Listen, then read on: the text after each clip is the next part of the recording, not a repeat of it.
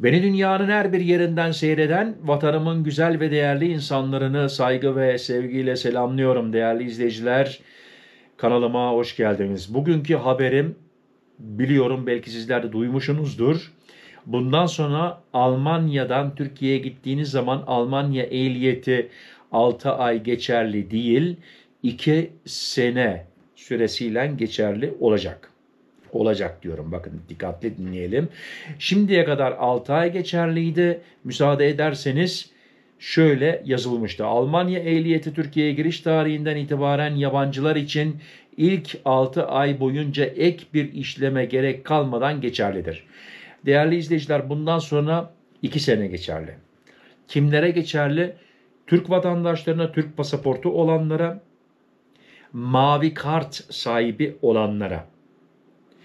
Ama senin komşun de Almansa, Alman pasaportunla kendi aracından Türkiye'ye gidiyorsa, orada uzun zaman kalıyorsa onun için 6 ay geçerli. 2 sene değil. Sizler bu 2 sene kaldınız, geri geldiniz, mesela TÜV için Almanya'da yaşadınız, gününüzü doldurdunuz, gene Türkiye'ye gidiyorsunuz, aracınızla seyahat ediyorsunuz. Bu 2 sene baştan başlıyor. Yani bir kerelik değil, bu 2 sene tekrar baştan saymaya başlıyor. 2 sene geçti mi gene geliyorsun Almanya'da, biliyorsunuz zaten TÜV olarak geri gelmemiz lazım. Gününü dolduruyorsun ve tekrar Türkiye'ye gittiğin zaman o 2 sene gene tekrardan başlıyor. Peki, ama diyeceksiniz ben Türkiye'de daha fazla kalmak istiyorum. Benim orada da aracım var. Ne kadar kullanabilirsiniz? 2 sene sonra ehliyetinizi değiştirmeniz lazım. Türk ehliyeti almanız lazım. Aslında çok kolay. Birkaç belgeler lazım, bazı bir şeyler lazım, müracaat etmeniz lazım. Müsaade ederseniz onu da size şimdi nokta nokta açıklamak istiyorum. Alman ehliyetini Türk ehliyetine çevirmek için öncelikle Nüfus ve Vatandaşlık İşleri Genel Müdürlüğü'ne NVI başvuru yapmanız gerekir. Bu işlem için Alman ehliyetinizin yeminli tercümesini, sağlık raporunu, kan grubunuzu belirten belgeyi, öğrenim belgenizi, biyometrik fotoğrafınızı ve gerekli harç makbuzunu hazırlamanız gerekmektedir. NVI'dan randevu alarak başvurunuzu tamamlayabilirsiniz. Gerekli belgeler. Şimdi nokta nokta onlara bakalım ve nereye başvuracaksınız? O da çok kolay değerli izleyiciler. Bakın lütfen dinlerseniz bütün bilgileri almış olursunuz. Alman ehliyetinin aslı ve fotokopisi, yeminli tercüman tarafından yapılmış ve noter onaylı Türkçe tercümesi lazım. İkincisi, sağlık raporu. Sürücü belgesi alabileceğinize dair bir sağlık raporu. Bunu da tabii ki doktordan veyahut da hastaneden alabilirsiniz. Kan grubu belgesi. Kan grubunuzu gösteren bir belge veya yazılı beyanınız. Öğrenim belgesi. Öğrenim belgenizin ve noter onaylı tercümesinin ibrazı gerekir. Biyometrik fotoğraf. Bu da çok kolay. Nüfus müdürlüklerinden alacağınız 2 adet biyometrik fotoğraf. Zaten biyometrik fotoğrafsız bugün hiçbir şey olmuyor. Harç makbuzu, sürücü belgesi, değerli kağıt, harç ve vakıf payı bedellerini ödediğinizi gösteren dekont. Adli sicil kaydı elektronik ortamda sistem üzerinden kontrol edilmektedir. İşlem adımları. Nasıl hareket edeceğiniz ona da bakalım. NVI'dan randevu alın. Yani NVI'dan tekrar söylüyorum.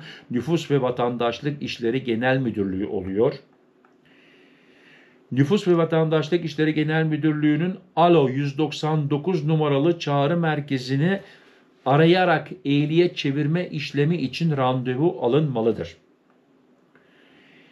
Gerekli belgeleri hazırlayın. Biraz evvel söylediğim bütün belgeleri eksiksiz bir şekilde hazırlayın. Değerli izleyiciler, başvurunuzu yapın. Randevu aldığınız gün nüfus müdürlüğüne giderek Dilim dönmedi, kusura bakmayın. Evraklarınızı teslim edin ve başvuru işlemini tamamlayın. Yeni ehliyetinizi teslim alın. Başvurunuzun ardından yeni ehliyetiniz hazırlanarak size iletilecektir. Ve ben şahsen gerçekten Türkiye'de pasaport çıkardım yeni. Nüfus cüzdanı çıkardım. Gerçekten değerli izleyiciler, böyle işler Türkiye'de ne bileyim, bana çok süper kolay geldi ve çok çabuk geldi. Hem pasaportum hem nüfus cüzdanım çok çabuk geldi. Onun için tekrar söylüyorum, Türkiye ehliyetine de çevirebilirsiniz. Yani büyük bir iş değil. Biraz evvel duydunuz. Bu belgeleri hazırlarsanız, randevu alıp giderseniz, yani birkaç günlük bir iş, size Türkiye ehliyeti de gelir ve başınız ağrımaz. Herhangi bir kontrolda ne gün sayarsın ne sene sayarsın, Türkiye ehliyetini gösterebilirsin. Tekrar söylüyorum, şimdiye kadar 6 ay geçerliydi. Yani mesela ben gittim, arabamla giriş yaptım, 6 ay geçerliydi. 6 aydan sonra normalde Türk ehliyetine çevirme zorunluluğu vardı. Şimdi aslında bir kolaylık oldu ve tekrarlıyorum. Bakın, yorumlarda da yazabilirsiniz tabii ki, neden 100 kere söylüyorsun diye.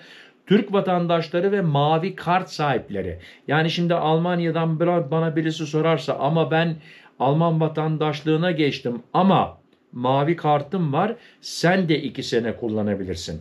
Ama Alman vatandaşlığına geçtiysen, mavi kartın yoksa 6 ay kullanabilirsin. Yani buna değerli izleyiciler dikkat edeceğiz.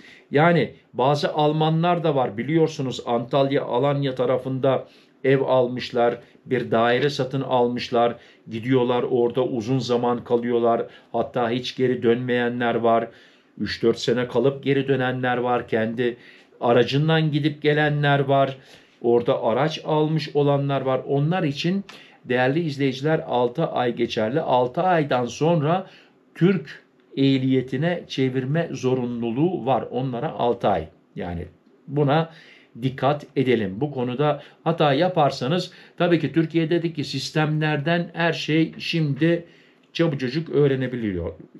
Murat Bozdoğan aracınla Kapıkule'den ne zaman giriş yapmış? Sistemde hepsi çıkıyor. Kaç gün geçmiş, kaç ay geçmiş, kaç sene geçmiş. Bunlara dikkat edelim. Yoksa ne olur? Boşu boşuna ceza ödemiş oluruz. Değerli izleyiciler, inşallah bu bilgilerim size faydalı gelmiştir. Faydalı geldiyse bana bir like verirseniz tabii ki sevinirim. Abone olarak da destek olursanız gerçekten gurur duyarım. Şimdiden hepinize hoş geldiniz diyorum. Kendinize dikkat edin, sıhhatinize dikkat edin. Sıhhatli kalın, benimle kalın. Hoşça kalın. Murat.